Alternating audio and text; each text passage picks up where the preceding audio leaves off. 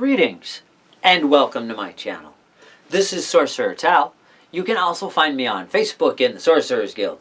Today on Sorcerer's Shadow Volume 2, we are going to be talking about cultural appropriation versus social evolution.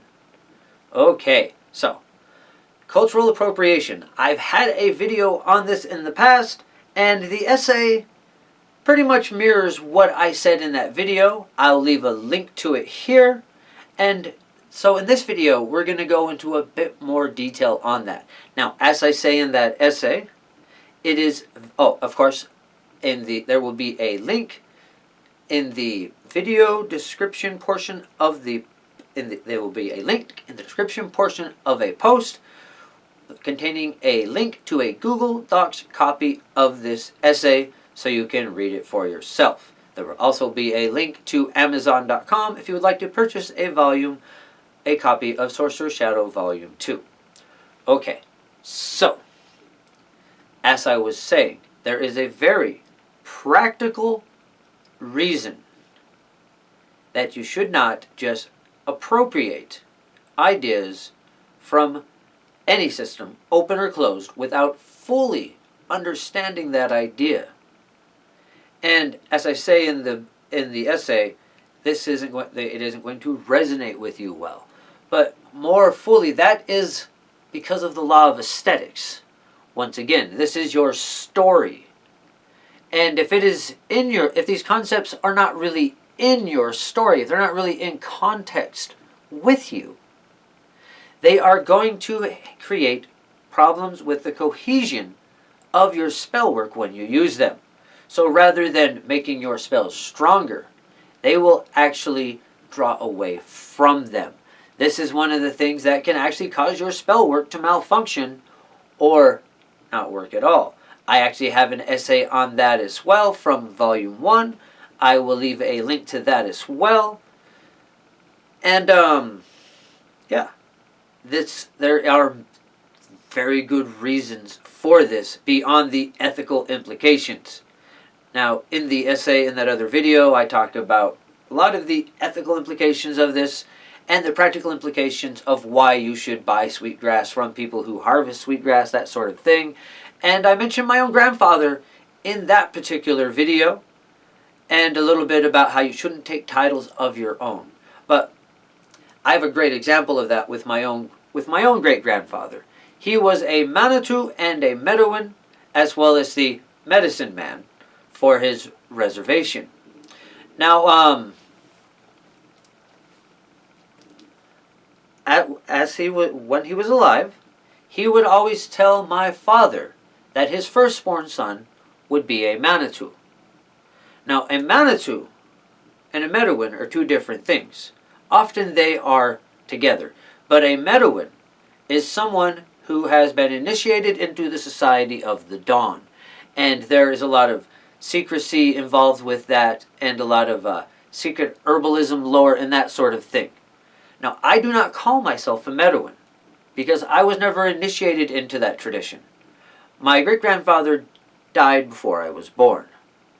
But I do call myself a Manitou, because I was born with 2 placentas, and there was a lot of information handed down to me, despite the fact that my great-grandfather died before I was born.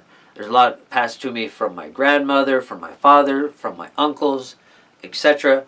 But also, well, he was a Manitou. Frankly, just because the man died before I was born doesn't mean I've never met him. Either way, there was a lot of stuff that was passed down to me, and Manitou means mystery or secret, as well as sorcerer. And having been born with 2 placentas and born with the mystery inside of me, I do claim that title, because that's a title that was given to me when I was born.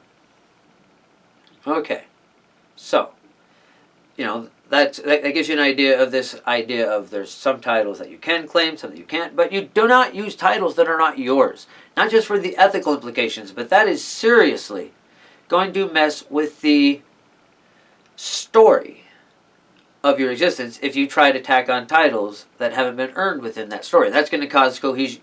That's going to cause a lack of cohesion with any spell where you were using that title or claiming a role that is not yours. Okay, so part of the reason that I bring my great-grandfather up, besides that particular story, is that within this volume, there are going to be a few essays that talk about stuff that I learned from my great-grandfather, or passed down to me from my great-grandfather in one way or another, and stories that have been told to me. One of them actually involves, well, George Romney and some political stuff that was going on within his lifetime. But we'll get to that on that particular essay.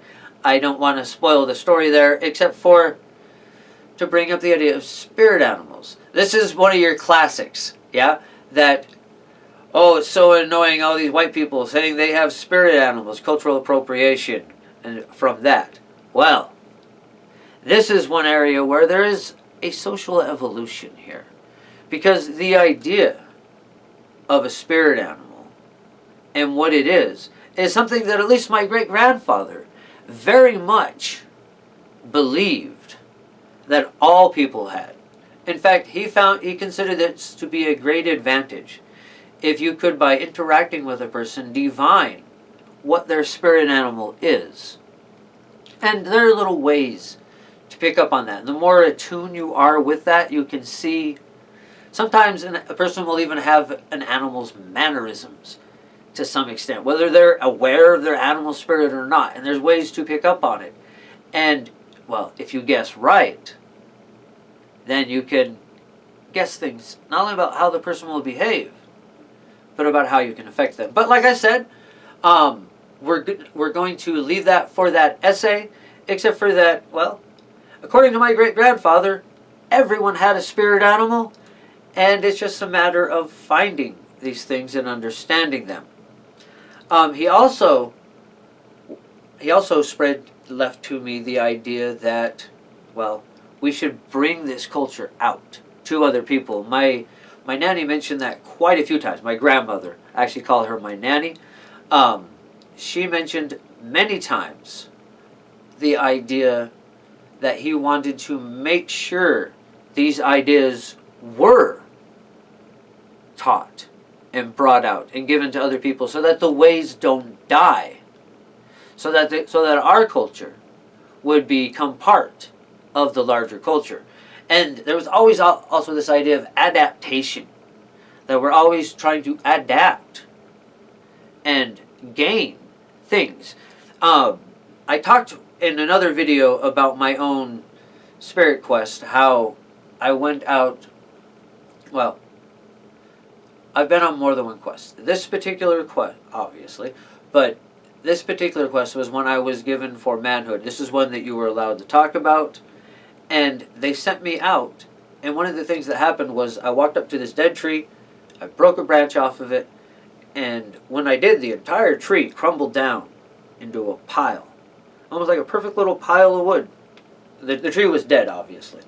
I broke the branch, and the whole thing just kind of broke down into a pile of wood. I brought that back to the fire, and I was told that this was a symbol that I belonged to the future and not the past.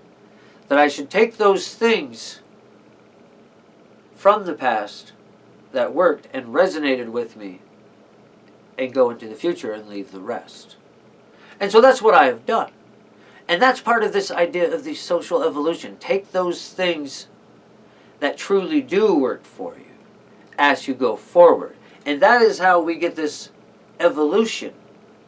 Because not everything from the past is worth keeping on your path, no matter where you came from.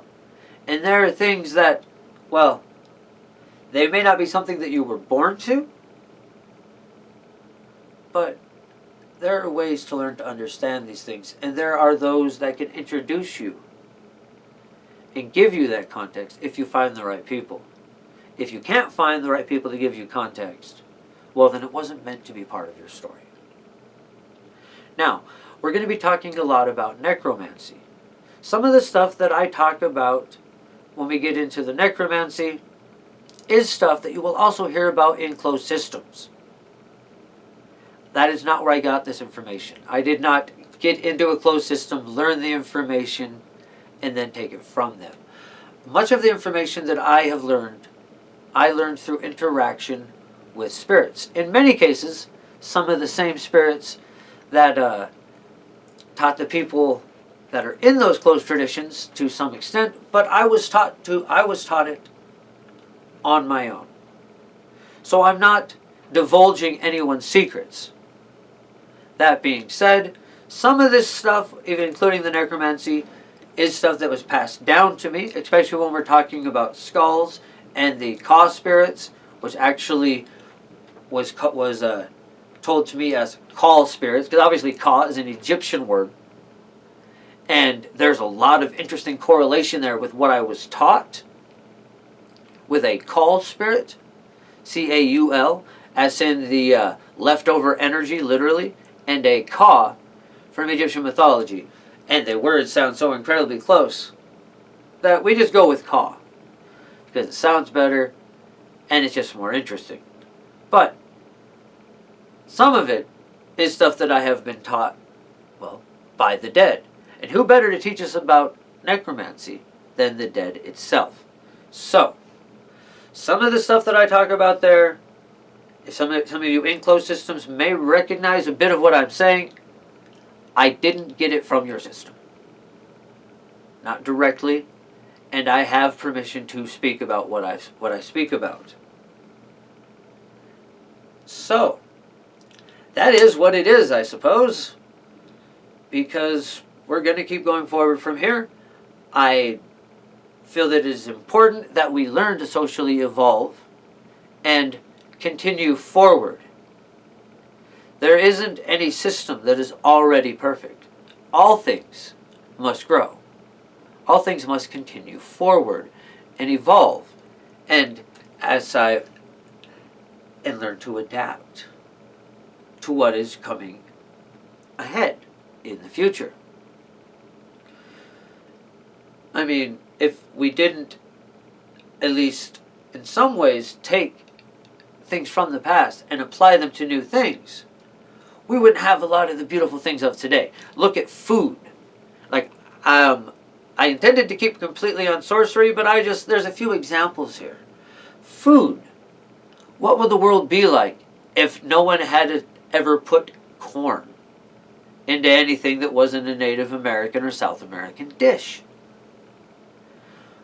And potatoes.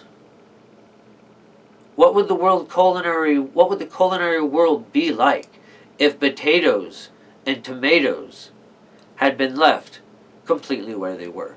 Granted, the way they were taken and the way they were brought to Europe and everything was horrendous and tragic. Obviously, speaking as someone who is at least part Native American, there's a lot of tragedy in how we got these foods into our modern culture. But imagine what the world would be like if we kept cuisine and recipes strictly within their culture. Granted, we wouldn't have pineapple pizza, but, well, make of that what you will. Perhaps it's a price worth paying. Anyways, this applies to music as well, especially, well, rock and roll. If it wasn't for if it wasn't for African Americans in the Delta Basin trying to play Native American music on European instruments, we would not have the rock and roll that we have today. And there's an incredible amalgamation of cultures going on there that wound up creating something amazing. And again, there's a lot of tragedy involved with the Delta blues and the things that was given them the blues for that. But that mix of culture, it has value. That social evolution is important. And it is especially important in growing a path towards sorcery. Yeah? The more we can understand the fuller context of everything that is, the more we can reach out and have fuller context with our spell work. Yeah? The more we understand the world, the more we can interact with it. Okay, so I think that's going to be it for this episode. Thank you once again for joining us. If you haven't subscribed to the channel, please take the opportunity to do so now. Oh, and don't forget to hit the like button. Yeah, it helps me in the algorithm. I'd love to hear what you have to say in the comments below. Like and subscribe, all that. Anyways, that's going to be it for this episode. Thank you once again for joining us. This has been Sorcerer Tal. Oh, bright blessings and an interesting fate. This has been Sorcerer Tal.